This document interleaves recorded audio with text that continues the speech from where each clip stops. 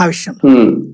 అంటే పాలిటిక్స్ కి ఒక నిజాయితీ చూపించాలనుకుంటున్నారు, అదే చేసుకెళ్తున్నారు సార్. కొంచెం అంటే ఒకప్పటికి ఇప్పటికి ఈ డిఫరెన్స్ ఏమన్నా చూడొచ్చా? అంటే ఇంతకు ముందు వేరే పార్టీ నుంచి వచ్చిన వాళ్ళకి కూడా పదవులు ఇచ్చేవారు, మంత్రి పదవులు కానీ ఇంకోటి కానీ.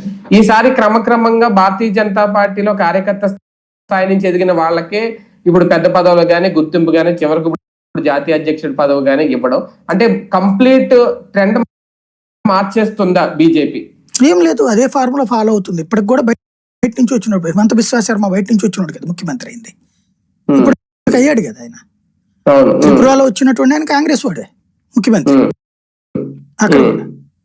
అదేం లేదు, ఇదివరకు ఏంటంటే భారతీయ జనతా పార్టీ అట్లా ఓన్ పార్టీ వాళ్ళకి మాత్రమే పదవులు అన్నటువంటి పాయింట్ తో కూర్చోవడం వల్ల పార్టీ నష్టపోయింది.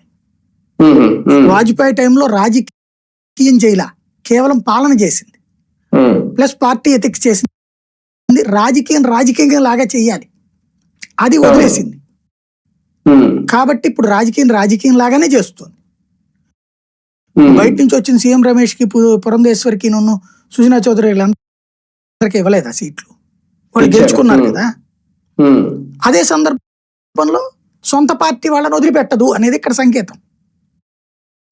ఇప్పుడు ఈటెల రాజేందర్కి ఎంతకీ ఎంపీ ఇచ్చింది కదా, అక్కడ ఎన్నో ఏళ్ళ నుంచి ఉన్నోడు ఉండుంటాడు కదా, మల్కాజ్గిరికి ఇవ్వలేదు టికెట్.